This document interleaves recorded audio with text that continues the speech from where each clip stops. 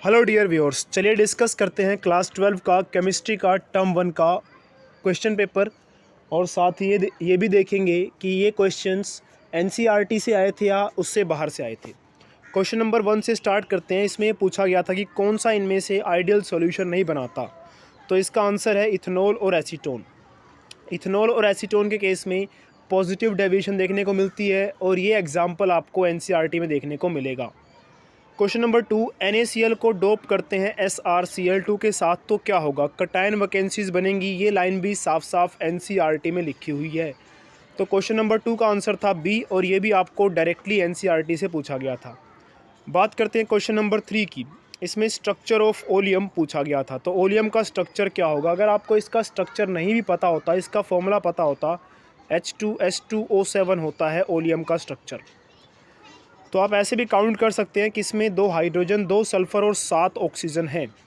तो आप यहाँ पे साफ देख सकते हैं कि इस वाले केस में H भी 2 हैं, S भी 2 हैं, और अगर हम बात करें ऑक्सीजन की तो वो भी इसमें कितने हैं? 7 हैं। तो ये इसका स्ट्रक्चर हुआ ओलियम का। D A answer. ये भी आपको पी ब्लॉक में डायरेक्टली मिल जाएगा इसका फॉर्मूला। क्वेश्चन नंबर 4, इसमें COC का जो बॉन्ड एंगल है वो कितना होगा? 111 होता है। ये भी आपके एनसीईआरटी में डायरेक्टली दिया हुआ है। और अल्कोहल और ईथर, इनका कंपैरिजन भी किया हुआ है बॉन्ड एंगल और बॉन्ड लेंथ्स का, तो वहाँ से आपको इसका आंसर आसानी से मिल जाता। क्वेश्चन नंबर 5 की बात करते हैं। क्वेश्चन नंबर 5 में पूछा हुआ है विच of the following reagents will not convert ethyl alcohol into ethyl chloride. तो इनमें से कौन सा जो रिएजेंट है वो इथाइल अल्कोहल को इथाइल क्लोराइड में कन्वर्ट नहीं करेगा? तो आपका जो 10th चैप्टर है हेलो अल्केन्स और हेलो अरीन्स, उसमें हेलो अल्केन्स की जो प्रिपरेशन है, उन प्रिपरेशन में आपको ये सारे रिएजेंट्स नज़र आएंगे जिसकी हेल्प से आप ये बता सकते हैं कि इनमें से कौन सा वाला जो रिएजेंट है वो अल्कोहल को क्लोराइड में यानी कि हेलो अल्केन में कन्वर्ट कर सकता है। तो जो बी वाला पार्ट है इसमें NaCl, ये जो है यूज़ नहीं होता अल्कोहल को हेलो अल्केन में कन्वर्ट करने के लिए। तो ये भी आपका एनसीईआरटी का डायरेक्टली क्वेश्चन पूछा गया था। बात करते हैं क्वेश्चन नंबर 6 की। क्वेश्चन नंबर 6 में क्या पूछा गया था? Nucleotides are composed of a. जो बायो का स्टूडेंट है उसके लिए तो ये बहुत ही इजी क्वेश्चन रहा होगा। वैसे अगर आप बायो के स्टूडेंट नहीं भी हैं तो भी कोई ज़्यादा मुश्किल क्वेश्चन नहीं था। न्यूक्लियोटाइड में क्या क्या होता है ये आपको बताना था। तो अगर हम बात करें न्यूक्लियोटाइड की, तो न्यूक्लियोटाइड 3 चीज़ों से मिलकर बना होता है, नाइट्रोजनस बेस, पेंटोज शुगर और फॉस्फोरिक एसिड। तो इसका आंसर था डी। और ये भी आपकी एनसीईआरटी में स्पेशली बायोमोलिक्यूल्स जो चैप्टर है उसमें मेंशन है, उसी चैप्टर में मेंशन है, क्योंकि न्यूक्लियोटाइड्स और कहीं मेंशन नहीं है अपनी केमिस्ट्री की बुक में। बायो की बुक में तो है, क्लास 12 और क्लास 11 दोनों की बुक्स में। उसके बाद क्वेश्चन नंबर 7 की बात करते हैं। The oxidation state of -3 is least stable in. ये क्वेश्चन डायरेक्टली एनसीईआरटी में या फिर ये लाइन डायरेक्टली एनसीईआरटी में लिखी तो नहीं गई है कि लीस्ट स्टेबल किस में होगी, लेकिन अगर आप पी ब्लॉक चैप्टर पढ़ेंगे उसमें जो 15th ग्रुप पढ़ेंगे उसमें एक लाइन लिखी हुई है कि -3 oxidation state down the group, 15th group की मैं बात कर रहा हूँ, वो उसकी स्टेबिलिटी डिक्रीज़ होती है डाउन द ग्रुप -3 की। तो डाउन द ग्रुप अगर आप मूव करते हैं तो इसका मतलब ये होगा कि -3 की स्टेबिलिटी डिक्रीज़ होगी। तो डाउन द ग्रुप में सबसे नीचे कौन आएगा? बिस्मथ ही आएगा। इसीलिए बिस्मथ में क्या होगी? ऑक्सीडेशन स्टेट सबसे कम स्टेबल होगी। तो इसका आंसर क्या हो जाएगा? बी।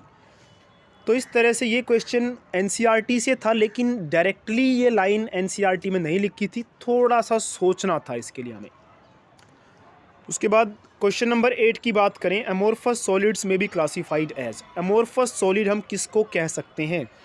तो ये लाइन तो डायरेक्टली लिखी हुई है एनसीईआरटी में कि अमोर्फस सॉलिड जो होता है वो होता क्या है। तो अमोर्फस सॉलिड किसको कहा गया है? अमोर्फस सॉलिड को सुपर कूल्ड लिक्विड भी कहा जाता है। तो इसका आंसर तो सीधा सीधा सी हो जाएगा। क्वेश्चन नंबर 9 काफ़ी इंटरेस्टिंग क्वेश्चन लगा मुझे। क्वेश्चन नंबर 9 में हमें एक रिएक्शन दी हुई थी और इसमें पूछा हुआ था कि which of the following reagents should be use to carry out the above conversion, कि कौन से वाला रिएजेंट इसमें से यूज़ करेंगे। तो अगर आप ध्यान से देखें तो इस पूरी प्रोसेस में आपको क्या देखने को मिल रहा है, यहाँ पे जो कार्बोनिल ग्रुप है वो OH में कन्वर्ट हो जा रहा है, मतलब यहाँ पे H ऐड हुआ है। H ऐड होने का मतलब यहाँ पे रिडक्शन हुआ है। तो KMnO4 तो एक ऑक्सीडाइजिंग एजेंट है, तो ये तो रिडक्शन करेगा नहीं। ऑप्शन नंबर डी तो यहाँ से ख़त्म हो गया। ZnHgHCl की अगर हम बात करें, ये चैप्टर नंबर एल्डिहाइड्स, कीटोन्स और जो एसिड वाला चैप्टर है उसमें इस रिएजेंट के बारे में बताया गया है, तो इसको भी यूज़ नहीं करेंगे। ये कार्बोनिल को डायरेक्टली हटाकर वहाँ पर H लगा देता है, तो ये कार्बोनिल तो है, यहाँ पे H नहीं लगा, OH लगा है, तो ये ZnHCl भी यूज़ नहीं होगा। बचे कौन कौन से, LiAlH4 और NaBH4, दोनों ही रिड्यूसिंग एजेंट है, दोनों ही कार्बोनिल को OH में कन्वर्ट कर देंगे। लेकिन NCERT में साफ साफ लिखा हुआ है कि LiAlH4 एक एक्सपेंसिव रिएजेंट है, एक महंगा रिएजेंट है, तो इससे भी हो तो जाएगा काम, लेकिन उसने कहा ना शुड बी यूज्ड, कौन सा यूज़ करेंगे हम, तो महंगे वाला थोड़ी ना यूज़ करेंगे, क्योंकि हमें ये भी देखना है ना कि प्रोसेस हो तो जाए लेकिन सस्ते में हो। तो LiAlH4 भी इस प्रोसेस को कर सकता है, बट हम यूज़ किसको करेंगे, सस्ते वाले को, यानी कि NaBH4 को। तो इसके हिसाब से आंसर इसका बी हुआ। क्वेश्चन नंबर 10 की बात करते हैं। Azeotrope solution of two liquids has a boiling point higher than either of the two. तो एजियोट्रोप सॉल्यूशन है दो लिक्विड्स का, उसका बॉइलिंग पॉइंट दोनों से ही ज़्यादा है, तो वो कौन सी वाली डेविएशन शो करेगा, तो ये नेगेटिव डेविएशन शो करेगा। ये भी आप NCERT का सॉल्यूशन वाला चैप्टर पढ़ते हो, उसमें एजियोट्रोप वाली मुश्किल से 7-8 पेज की जो पैराग्राफ है, छोटा सा बिल्कुल, वो पढ़ते तो वहाँ से आप आसानी से इसका आंसर दे सकते थे। चलिए बात करते हैं क्वेश्चन नंबर 11 की। इनमें से कौन सा जो है वो मेटल डेफिशिएंसी डिफेक्ट शो करेगा, तो इसका आंसर सीधा सीधा FeO हो जाएगा। ये भी NCERT में डायरेक्टली मेंशन है। Phenol on being heated with concentrated H2SO4 and then with concentrated HNO4 gives, तो वो हमें क्या देगा, 2,4,6 ट्राई नाइट्रोफिनोल देगा। ये भी डायरेक्टली NCERT में मेंशन है, इसको पिक्रिक एसिड भी कहते हैं। और पिक्रिक एसिड की फॉर्मेशन की लाइन में ये साफ साफ लिखा हुआ है कि इसको आजकल कैसे प्रिपेयर किया जाता है। फिनोल को पहले कंसनट्रेटेड H2SO4 के साथ ट्रीट करते हैं और फिर कंसनट्रेटेड HNO3 डाल देते हैं उसमें। O3 reacts with KI solution to produce.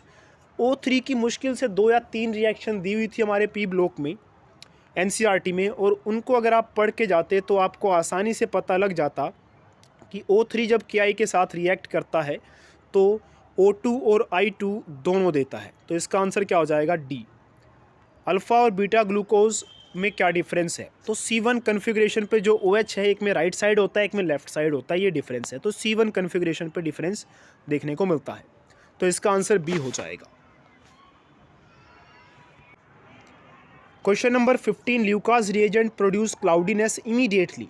तो ल्यूकास रिएजेंट इमीडिएटली क्लाउडीनेस किस में आएगा, 3 डिग्री अल्कोहल में। तो इसमें से 3 डिग्री अल्कोहल आपको कहाँ नज़र आ रहा है, जो ऑप्शन ए है उसमें, तो इसका आंसर क्या हो जाएगा, ऑप्शन ए। तो ये थे 15 क्वेश्चन जिसका मैंने अभी तक एनालिसिस किया है, और अभी तक के 15 क्वेश्चन सारे के सारे 15 की बात कर रहा हूँ मैं, आगे भी क्वेश्चंस मैं उनको एनालिसिस करूँगा और उसकी वीडियो भी अपलोड करूँगा। तो अभी तक मैं कह सकता हूँ कि NCERT से ही पूछा गया था जितने 15 क्वेश्चंस आए थे, और जैसा कि 15 क्वेश्चंस बिल्कुल NCERT से पूछे गए थे, तो मुझे लगता नहीं है कि आगे वाले क्वेश्चंस भी NCERT से होंगे। हो सकता है कुछ एक आध क्वेश्चन बाहर से आया हो तो।